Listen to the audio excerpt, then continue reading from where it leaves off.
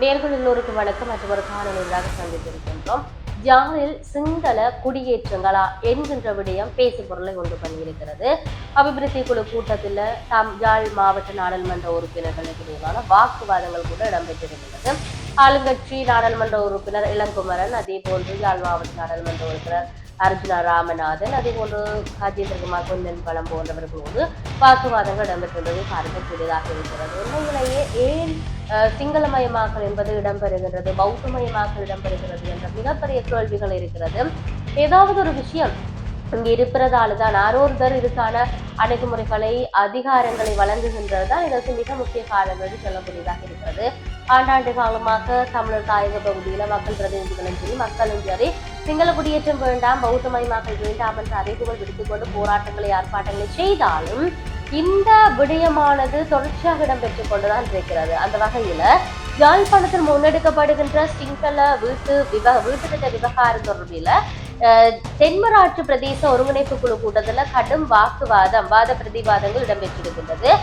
வீடமைப்பு திட்டங்கள் குறித்து ஆளும் தரப்பு நாடாளுமன்ற உறுப்பினர் இளங்குமரன் வழங்கிய விளக்கங்கள் தொடர்பில் நாடாளுமன்ற உறுப்பினர் கஜேந்திரகுமார் பொன்னம்பலத்தினால் சில குற்றச்சாட்டுகள் முன்வைக்கப்பட்டிருந்தது.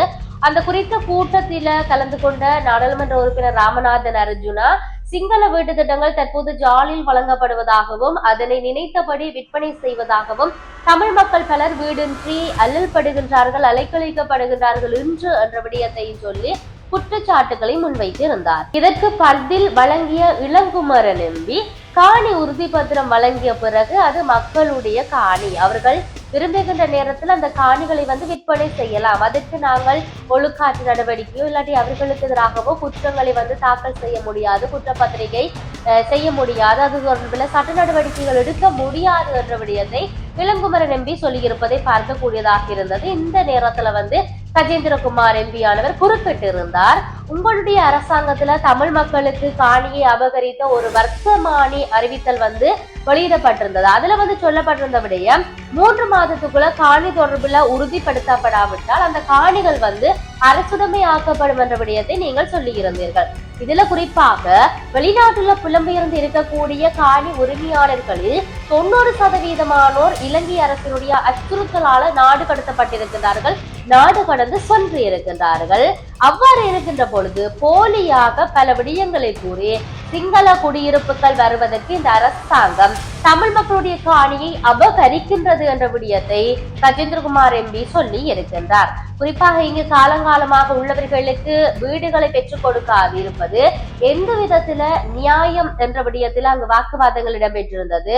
மஹிந்த ராஜபக்சவனுடைய ஆட்சி காலத்துல வழங்கப்பட்ட காணிகள் வீட்டு திட்டத்தின் குடியிருப்புகள் இல்லாவிட்டால் அதனை பெற்று தமிழ் மக்களுக்கு வழங்குங்கள் என்ற விடயம் இங்கு சொல்லப்பட்டிருக்கிறது. இதன் போதுதான் கருத்து தெரிவித்திருந்த சாவகச்சேரி பிரதேச செயலக பிரிவுல அர்ஜுனா சொல்லியிருந்தார், 500க்கும் அதிகமான மக்கள் வீடுகள் என்று இருக்கின்ற நிலையில தற்போது 250 வீடுகள் சிங்கள மக்களுக்கு வழங்கப்படுகின்றமை ஏன் என்பதே தன்னுடைய கேள்வி என்ற விடயத்தை அவர் சொல்லி இருப்பதை பார்க்க கூடியதாக இருக்கிறது. உண்மையிலேயே இந்த விடயம் சற்று சிந்திக்கப்படக்கூடிய விடயங்களாக இருக்கிறது. எத்தனையோ மக்கள் பல கிராமங்கள்ல தாயகத்தை மையப்படுத்தி இருக்க வீடு என்றே இருக்கின்ற நிலையை பார்க்கக்கூடியதாக இருக்கிறது. சிறிய குடிசை வீடுகள்ல தற்காலிக வீடுகள் என்றெல்லாம் அவர்கள் இருக்கிறார்கள். இப்படி இருக்கின்ற பொழுது இவர்களுக்கான சிங்கள மக்களுடைய குடியேற்றங்களுக்காக அவர்கள் செய்கின்ற இந்த அபகரிப்புகள் என்பது மிக வேதனை அளிக்கிறது என்ற விடயத்தை தான் நாங்கள் சொல்லக்கூடியதாக இருக்கிறது.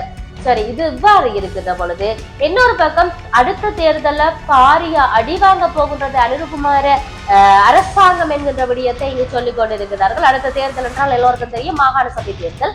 மாகாண சபை தேர்தல் எப்ப நடக்கும் என்று சொல்லியிருக்கிறார்கள், எதிர்வருகின்ற ஏப்ரல் மாதத்தில் ஆரம்பத்தில் நடக்கும் என்ற விடயம் சொல்லப்பட்டிருக்கின்றது. இன்னொரு பக்கம் கட்சியில் இருக்கக்கூடியவர்களினால் இல்லாட்டி எதிர்கட்சியில் இருக்கக்கூடிய இல்லாட்டி மக்கள் பிரதிநிதிகளால சொல்லப்படுகின்ற ஒரு விடயம் அரசாங்கமானது காலதாமதப்படுத்துகின்றது, இழுத்தடிப்பு செய்கின்றது என்று. ஆனால் இப்பொழுது ஜனாதிபதி அனுருகுமார் திசாநாயக்க அரசாங்கம் ஆட்சிக்கு வந்த போது ஊழல்வாதிகளின் கைதுகள் தொடர்பில் மக்களுக்கு அரசாங்கம் மீதான பாரியோது எதிர்பார்ப்பு வலுப்பெற்றிருந்தது.